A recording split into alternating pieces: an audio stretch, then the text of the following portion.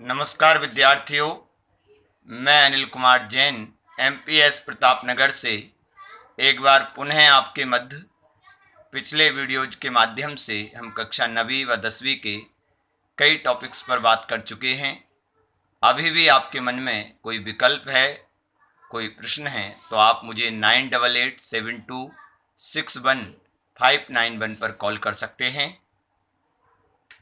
आज हम कक्षा 9वीं व 10वीं के पाठ्यक्रम में जो रचना भाग है, रचना भाग के अंतर्गत अनुच्छेद लेखन 9वीं कक्षा में भी है और 10वीं में भी है। दोनों कक्षाओं में अनुच्छेद लेखन है 5 अंक का। इस टॉपिक पर बात करेंगे। हम इस टॉपिक पर बात करें इसके पहले इस बात को भी समझ लेते हैं, जान लेते हैं। आपको भी पता होना बहुत ज़रूरी है। कक्षा 9वीं के पाठ्यक्रम में रचना भाग के अंतर्गत 20 अंक और उन 20 अंकों को 4 प्रकरणों में बांटा गया है। अनुच्छेद लेखन 5 अंक, संवाद लेखन 5 अंक, पत्र लेखन 5 अंक, कथा लेखन 5 अंक। याद रहेगा विद्यार्थियों, 9वीं कक्षा की। इसी प्रकार से 10वीं कक्षा में रचना भाग के अंतर्गत 20 अंकों को 4 प्रकरणों में बांटा गया है। अनुच्छेद लेखन 5 अंक, विज्ञापन लेखन 5 अंक, पत्र लेखन 5 अंक, संदेश लेखन 5 अंक। तो इस प्रकार से 9वीं और 10वीं कक्षा के रचना भाग के अंतर्गत कौन कौन से टॉपिक हैं, कौन कौन से प्रकरण हैं, इस बात को हमने जाना।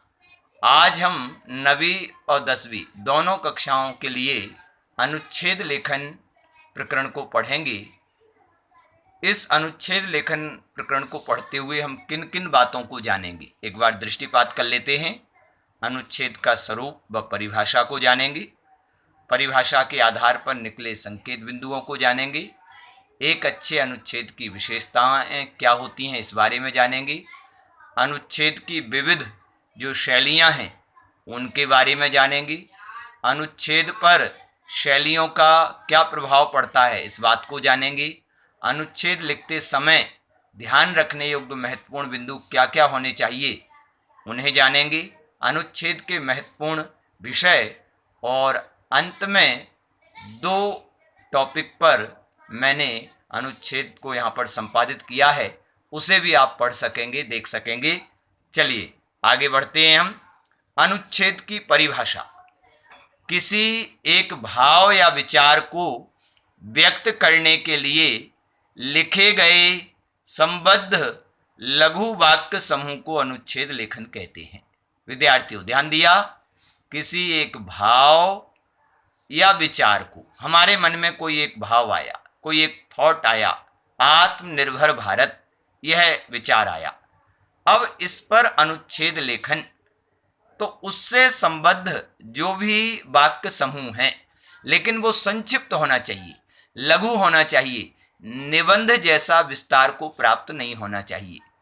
याद रहेगा विद्यार्थियों, किसी एक भाव या विचार को व्यक्त करने के लिए लिखे गए संबद्ध और लघु वाक्य समूह को अनुच्छेद लेखन कहते हैं। और भी देखते हैं, इसी बात को सरल शब्दों में इस प्रकार से कह सकते हैं, किसी विषय पर थोड़े किंतु चुने हुए शब्दों में अपने विचार प्रकट करने के प्रयास को अनुच्छेद लेखन कहते हैं। किसी विषय पर थोड़े किंतु चुने हुए शब्दों में अपने विचार, क्या बात निकली यहां से कि संक्षिप्त में होना चाहिए और स्वयं के विचार होने चाहिए। यहां वहां से नकल करके, यहां वहां से उतार करके अनुच्छेद नहीं बनता, हमारा स्वयं का चिंतन। देखिए आगे, किसी विद्वान की दृष्टि में अनुच्छेद क्या है। किसी विद्वान ने कहा है कि किसी भी शब्द, वाक्य व सूत्र से संबद्ध विचार एवं भावों को अपने अर्जित ज्ञान, निजी अनुभूति से संजोकर प्रवाहमयी शैली के माध्यम से गद्य भाषा में अभिव्यक्त करना अनुच्छेद कहलाता है।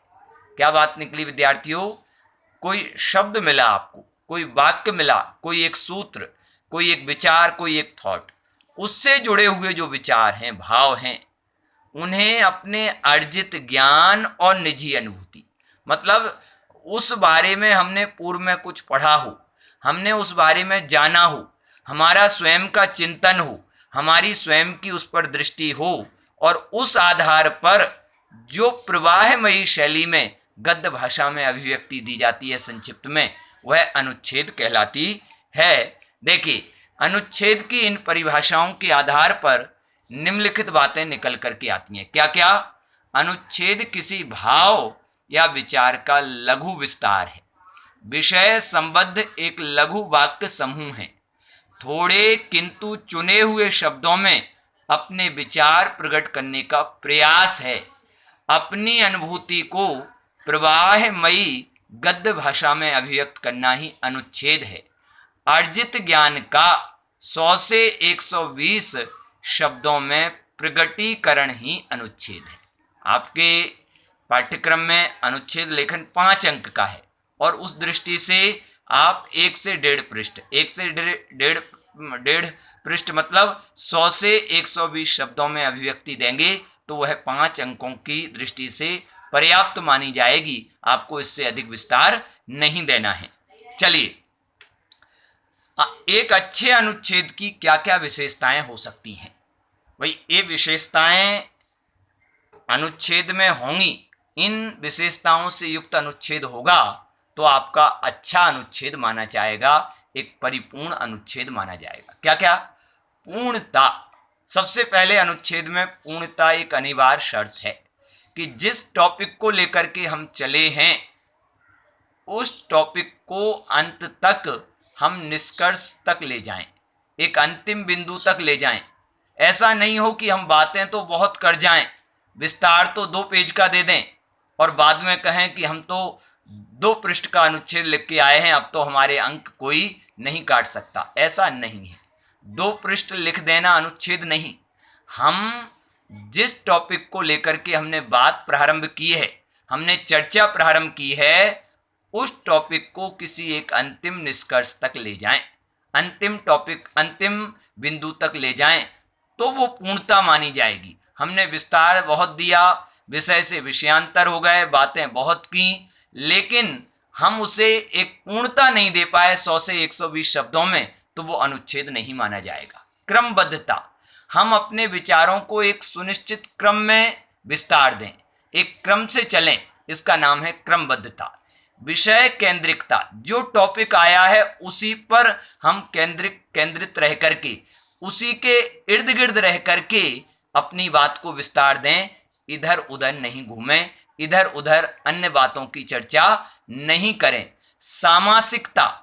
हम इस प्रकार की सामासिक शब्दावली का प्रयोग करें कि कम शब्दों में हम बहुत अधिक बात कह जाएं, बहुत बड़ी बात कह जाएं, तो वो सामासिकता। हम एक ही बात को 4-5 पंक्तियों में कहते जा रहे हैं, तो वो एक अच्छे अनुच्छेद की विशेषता नहीं है। हम उन 5-6 वाक्यों को यदि एक सेंटेंस में, एक कथन में प्रतिपादित कर दें तो वो सामासिकता गुण माना जाता है। विषयानुकूल भाषा शैली। जैसा टॉपिक है, यदि हम किसी विज्ञान के टॉपिक को स्पष्ट कर रहे हैं तो उससे जुड़ी हुई भाषा शैली, उससे जुड़े हुए शब्द। यदि हम प्रकृति, पेड़ पौधे, नदी, झरनों की बात कर रहे हैं तो वैसी शब्दावली। यदि हम प्रधानमंत्री मोदी के व्यक्तित्व पर अनुच्छेद लिख रहे हैं तो उनके व्यक्तित्व से, उनके जीवन से जुड़ी हुई उस प्रकार की शब्दावली का प्रयोग। सीमित संतुलित आकार। आकार विस्तार को प्राप्त नहीं हो, याद रखना है। यदि आकार विस्तार को प्राप्त हो गया तो वह अनुच्छेद नहीं, निबंध हो जाएगा। वही 100 से 120 शब्द। और स्वतंत्र लेखन कला। याद रखिए कि भाई हम याद कर लिया था, रट लिया था, ठीक है, एग्जाम की दृष्टि से हो सकता है, अच्छा माना जा सकता है, लेकिन उसमें भी जब परीक्षक कॉपी चेक करता है, जब टीचर्स के द्वारा आपकी कॉपी चेक की जाती हैं एग्जाम के बाद, तो उस समय जो विद्यार्थी याद करके रट के आया है अनुच्छेद, उसका टीचर के मन पर एक अलग प्रभाव पड़ता है। लेकिन जिसने अपनी स्वतंत्र लेखन कला का प्रदर्शन किया है, जिसने अपने स्वतंत्र विचारों को उद्घाटित किया है, उस अनुच्छेद का चेक करने वाले पर अलग प्रभाव पड़ता है। और निश्चित रूप से अंक देने में भी अंतर रहता है। इसलिए अपनी स्वतंत्र लेखन कला, अपने स्वतंत्र विचार, अपना चिंतन, अपना निजी ज्ञान, अपने स्वयं के निजी विचार, अपनी अनुभूति को वहां पर प्रकट करें। ये 5-6 विशेषताओं की अपन ने 7 विशेषताओं की यहां पर बात की। अब अनुच्छेद लेखन की शैलियां देखिए, शैली बहुत बड़ा काम करती है। यदि हम व्यंग परक कोई अनुच्छेद लिख रहे हैं तो व्यंग शैली, हम यदि कोई अन्य भावात्मक अनुच्छेद लिख रहे हैं तो भावात्मक शैली। देखते हैं, भाषा तथा साहित्य को जोड़ने वाली संकल्पना को शैली कहा जाता है। भाषा तथा साहित्य, इन दोनों को कनेक्ट करने का काम कौन करती है? शैली करती है।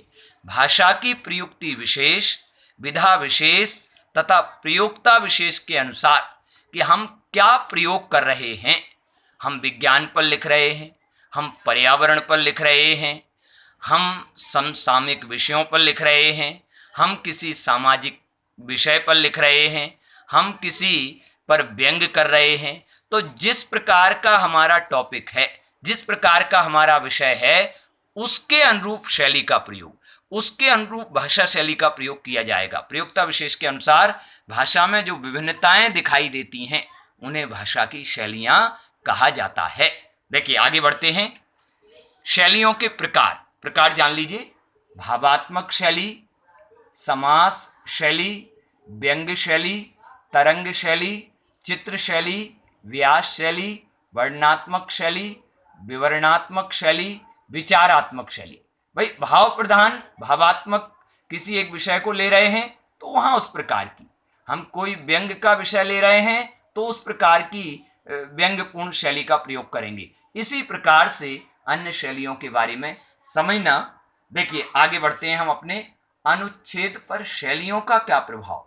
अपनी रुचि और विषय के अनुकूल शैली के प्रयोग से अनुच्छेद में सजीवता आ जाती है, एक जीवंतपना आ जाता है। जीवंत को, एक प्राणवान रूप को, प्राणवान जिसे कहते हैं उस रूप को प्राप्त हो जाता है, जीवंतता आ जाती है। वर्णन, विचार और भाव के अनुकूल शैली का प्रयोग होने से अनुच्छेद में आवश्यक प्रवाह व रमणीयता आ जाती है। ये 2 शैलियों के विशेष प्रकार के प्रभाव अनुच्छेद पर देखिए आते हैं। अनुच्छेद लेखन हेतु ध्यान रखने योग्य महत्वपूर्ण बिंदु। इन बिंदुओं का ध्यान रखना है विद्यार्थियों। चुने हुए विषय पर थोड़ा चिंतन मनन आवश्यक है ताकि मूल भाव भली भांति समझा जा सके। एकदम से लिखना प्रारंभ नहीं करना है।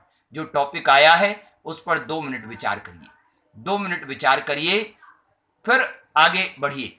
मूल भाव से संबद्ध विविध आयामों के बारे में सोचकर एक रूपरेखा बना लेनी चाहिए कि मुझे किन किन बातों को इसमें विस्तार देना है, किन किन बातों को मुझे 12 से 15 लाइन में लेना है जिससे मेरा एक अच्छा अनुच्छेद बन सके। रूपरेखा आती है तो ठीक है, नहीं आती है तो अपने माइंड में, अपने मन में स्वयं के स्तर पर एक रूपरेखा अच्छे से तैयार कर लेनी है।